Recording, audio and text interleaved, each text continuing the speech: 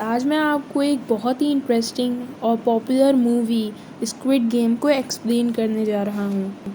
तो मूवी के स्टार्ट होते ही हमें मूवी का मेन कैरेक्टर सियोंग दिखाया जाता है, जिसकी बेटी का बर्थडे होता है और इसीलिए उसकी मदर उसको थोड़े पैसे देती हैं।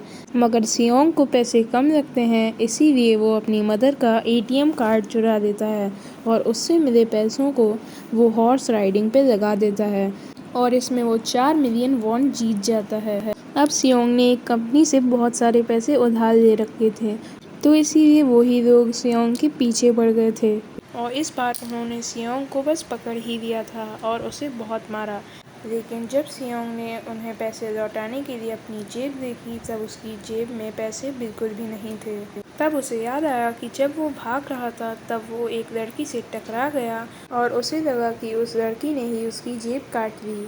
अब जब सियोंग के पास पैसे नहीं थे तो उन लोगों ने सियोंग को 1 महीने तक का समय दे दिया। उसके बाद सियोंग ने कुछ पैसों का अरेंज किया और अपनी बेटी को डिनर पे ले गया। इसके बाद सियोंग जल्दी से स्टेशन पर पहुंचता है, पर वो देखता है कि वहां से तो ट्रेन निकल चुकी है।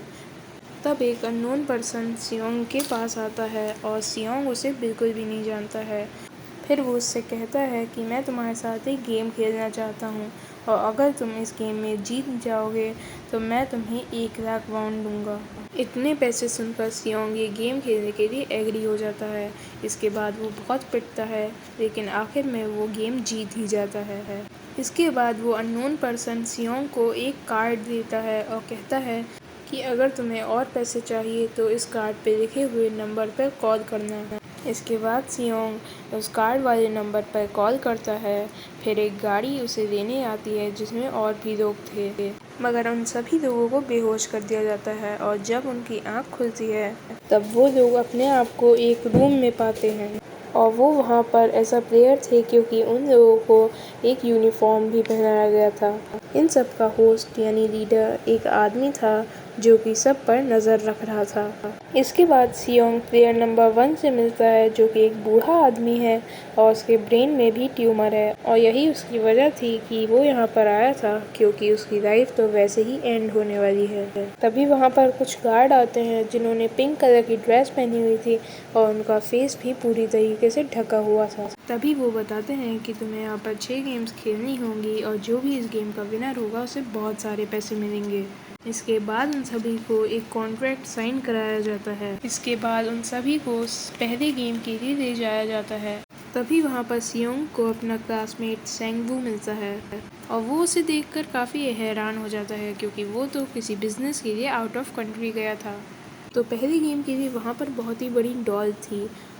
तो उस गेम का रूल ये था कि जब भी डॉल गाना गाएगी तो सभी को आगे बढ़ना है और जैसे ही गाना रुक जाएगा तब सभी को मूव नहीं करना है। पहले तो सभी को यह एक प्रैंक लगा, लेकिन जब उनमें से कोई एक आदमी हिल जाता है तो उसे शूट करके मार दिया जाता है और यही है एलिमिनेट का मतलब। अब ये देख सभी लोग घबरा जाते हैं और उन्हें पता लग जाता है कि वो एक खतरे में हैं। इसीलिए लोग डरते हुए इधर उधर भागने लगते हैं, लेकिन गेम का रूल था इसीलिए सभी लोगों को शूट कर दिया जा रहा था। लेकिन जितने भी सर्वाइवर थे वो किसी न किसी तरीके से एंड तक गेम में बच ही गए और इसके बाद जितनी भी डेड बॉडीज थी उन्हें वहाँ से लेकर जला दिया जाता था। अब क्योंकि बहुत सारे लोग जब डर जाते हैं तो वो गेम को क्विट करना चाहते हैं और रूल नंबर 3 के मुताबिक वो लोग वैसा कर सकते थे। इसीलिए वहाँ के मेन लीडर ने कहा हम एक वोटिंग कराते हैं, लेकिन इससे पहले आप सभी लोग इस इनाम को देख लीजिए और अगर आप गेम क्विट करते हैं तो ये सारा पैसा मरे हुए लोगों के परिवार में बँट जाएगा और ये प्राइज़ 45 मिलियन वॉन होती है। इसके बाद वोटिंग शुरू करवा दी जाती है, लेकिन ज़्यादातर लोगों ने गेम को खेलने से इनकार कर दिया, इसीलिए गेम को यहीं पर स्टॉप कर दिया जाता है। इसके बाद उन सभी लोगों को उनके घर भेज दिया जाता है। नेक्स्ट डे सियोंग पुलिस स्टेशन जाकर सारी खबर बता देता है, लेकिन उन लोगों को सियोंग एक पागल लगता है। इसके बाद सियोंग उन्हें अपना कार्ड दिखाता है, लेकिन अफसोस उसमें जो नंबर लिखा था वो रॉन्ग नंबर है। इसके बाद सियोंग सेंगवू से मिलता है और सेंगवू अपसेट होकर उसे बताता है कि उस पे 6 बिलियन वॉन का कर्ज है। तभी सियोंग को हॉस्पिटल से फ़ोन आता है और डॉक्टर उन्हें बताते हैं कि उसकी माँ के पैर में बहुत बुरी चोट आई है, इसलिए हमें इनका पाँव काटना होगा, लेकिन उसके लिए बहुत सारे पैसों की ज़रूरत होगी। इसके बाद सियोंग का एक फ्रेंड अपने बॉस से पैसे मांग रहा होता है, लेकिन उसके बॉस उसको पैसे नहीं देते। इसके बाद उन दोनों की लड़ाई हो जाती है और इसी के कारण उसके बॉस का हाथ मशीन में आ जाता है। मौके का फ़ायदा उठाते हुए अली अपने परिवार के पास वो पैसे लेके आता है और अपने परिवार से कहता है कि तुम लोग यहाँ से चले जाओ। इसके बाद हमें एक ऑफिसर दिखाया जाता है जिसका भाई बहुत दिनों से मिसिंग है, इसीलिए ऑफिसर अपने भाई के घर जाता है और उसे वहाँ पर वही कार्ड मिलता है जो उसने पुलिस स्टेशन में सियोंग के पास देखा था। इसके बाद वो ऑफिसर सियोंग के पास जाता है मदद के लिए, लेकिन सियोंग उसकी मदद नहीं करता है। फिर जब वो अपने घर जाता है तो वो वही वाला कार्ड पाता है। इसके बाद उन सभी ने डिसाइड किया कि वो वापस उस गेम में जाएंगे और फिर उन्हें एक शिप से ट्रांसपोर्ट कर दिया गया, लेकिन वो ऑफिसर भी उनकी के साथ आ गया था। इसके बाद उन प्लेयर्स को एक आइलैंड पर ले जाया जाता है और उन लोगों को बिल्कुल भी अंदाज़ा नहीं होता है कि अगला गेम कौन सा है और इसीलिए वो अपनी अपनी टीम्स बना देते हैं। रात को साइबियो को उसकी फीमेल फ्रेंड वॉशरूम जाते हैं और वो इस एरिया को चेक करते हैं। साइबियो देखती है कि गार्ड्स बड़े बड़े बर्तनों में कुछ पका रहे हैं। अब साइबियो अपनी फीमेल फ्रेंड को सारी बात बता देती है और इसी के चलते सेंग वू ये सारी बात सुन लेता है। उसके बाद सेंग वू साइबियो से कल के बारे में पूछता है। इसके बाद प्लेग्राउंड में सभी प्लेयर्स को लाया जाता है और उनसे कहा जाता है कि 4 शेपों में से कोई एक शेप चुनो। यहाँ पर सेंग वू को पता लग जाता है कि असली गेम क्या है और वो कहता है कि हम सबको अलग अलग शेप्स चुन लेने चाहिए। अब उन्हें छोटे छोटे बर्तन दिए जाते हैं जिसमें कि शेप्स होती हैं। अब गेम ये होती है कि उन्हें उन शेप्स को बाहर निकालना है बिना किसी डैमेज किए हुए, और अगर वो शेप ज़रा सी भी खराब हो गई तो उन्हें एलिमिनेट कर दिया जाएगा, यानी मार दिया जाएगा।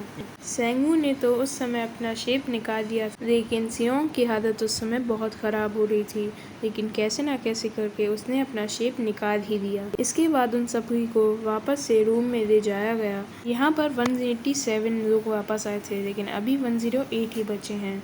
उसके बाद उन सभी को खाना दिया जाता है, लेकिन खाने की वजह से जियान की एक से लड़ाई हो जाती है और वो वहीं पर ही मर जाता है। इसके बाद हम देखते हैं कि उन प्लेयर्स में से एक डॉक्टर होता है जो कि गार्ड्स के साथ मिलकर मरे हुए लोगों के ऑर्गन्स निकालकर उन्हें चाइनीज़ को बेच देते हैं।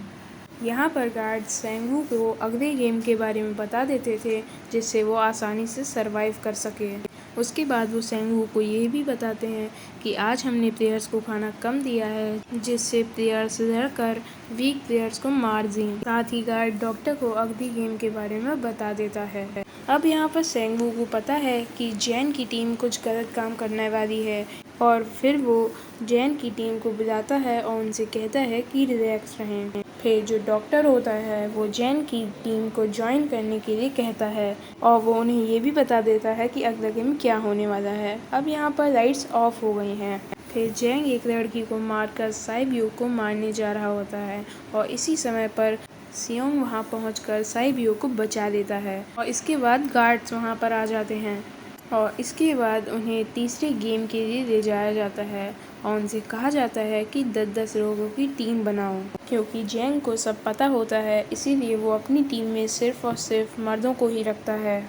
इसके बाद सियोंग भी अपनी टीम बना देता है, लेकिन उनकी टीम में एक प्लेयर की कमी हो रही थी, इसलिए साइबियो की एक फीमेल फ्रेंड उस टीम में ज़बरदस्ती घुस जाती है।